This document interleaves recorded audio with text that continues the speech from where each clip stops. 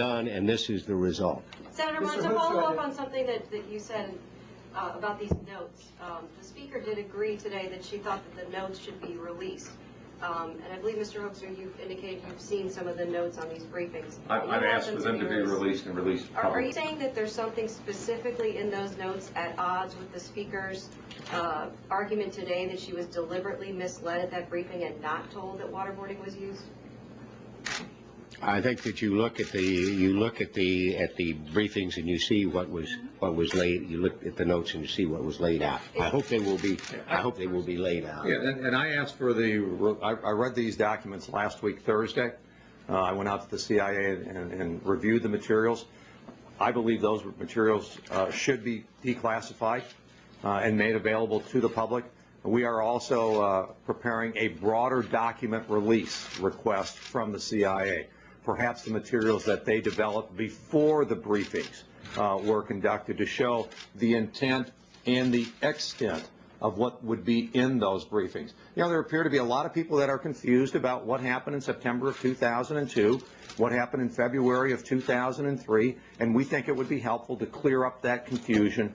And so by getting these documents and declassifying these documents, we think it would be very, very helpful. Do you believe Speaker Pelosi told the truth today, that she was misled? I can't make that judgment. I was not in that meeting. I know that there were people who were in that meeting who have a very different recollection of what occurred in that meeting, what was told, to what extent, and those types of things. Only the people that were in the meeting know today. And what I want to do is, I think what Senator Bond wants to do is, we want to get more of that information, the memorandum of what happened, you know, the notes that were written after the meetings took place. We're now also preparing a document request for the materials that were prepared in anticipation of the meetings that were held. Are you allowed to tell us, based on your, just a yes or no, based on your reading of those notes on Thursday at Langley, do you believe that she told the truth? I'm not going to make that judgment on those materials. I think there's a lot of other information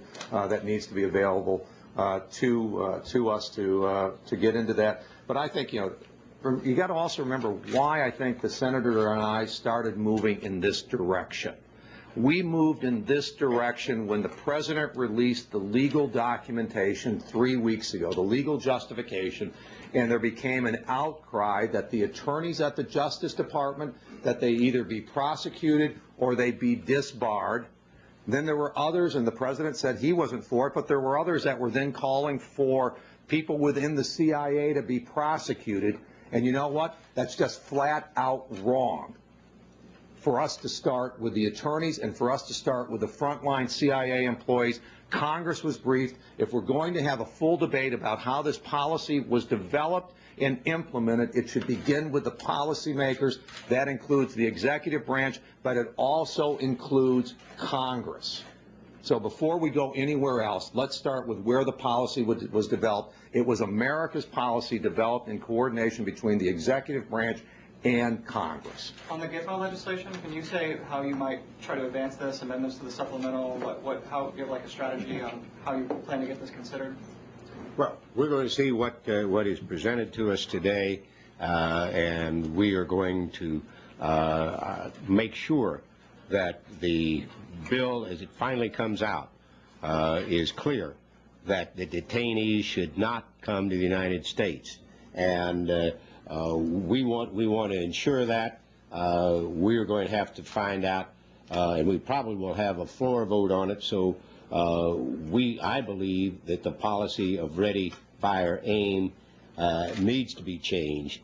I prefer to say that before we do anything, we find out where the detainees are going to be housed, and that is the objective. Do you think, can I bring you back to the intel matter? Do you think that all of this confusion and a very small group of people with differing ideas of what happened speaks to a broader need to reform the system, to open it up to something bigger than the Gang of Four? And as one who was in the Intelligence Committee without being a member of the Gang of Four, I believe it should be opened up to the members of the Intelligence Committee. The members of the Intelligence Committee are not the place where the leaks are coming. As a matter of fact, most of the sensitive things that we've been briefed on have appeared in the press within 1 or 2 weeks or even shorter times, and it's not because the Gang of 4 or the Gang of 8 has leaked them. I think that the full Intelligence Committee should be briefed. There was a provision in the underlying law that you could, in certain instances, brief only a select group, but the leaks come from the executive branch, not the Congress. Can you make this change legislatively in Intel authorization or somewhere? Well, we need to get an Intel authorization bill passed, and that's something we're still working on. Senator, this question of what did the Speaker know and when did she know, it seems to me like the kind of thing that in theory could be considered by a non-congressional panel or commission that were given the scope of examining things leading up to alleged interrogation. Well, we've got 2 committees, one in the House and one in the Senate, whose job is to do oversight. That's our job, and I hope we'll be able to do it. Congressman Hoekstra, a week ago when you saw the notes on these briefings, did you see the notes that pertained to the briefing that Speaker Pelosi received on September 4th, 2002?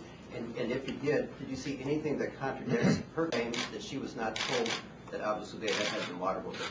I reviewed all of the memoranda to the file that were available for the 40-so hearings, or excuse me, the 40-so briefings to the House and to the Senate. Including that September 4th. If there was a memoranda to the file for that meeting, I would have seen it and I would have reviewed it. I can't get into the specific content of any one of those documents until, or whether they exist for any particular meeting, until they have been declassified. And hopefully with the Speaker today indicating that she would like to have those documents, and with the other document requests that we are preparing as these documents are developed, or these requests are developed, that the CIA and that the DNI will agree that these programs are no longer highly compartmented, that they are no longer classified, and that this information can be released.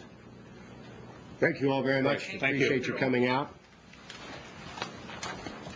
Thanks, Pete. Appreciate you coming over. Good to see you as always.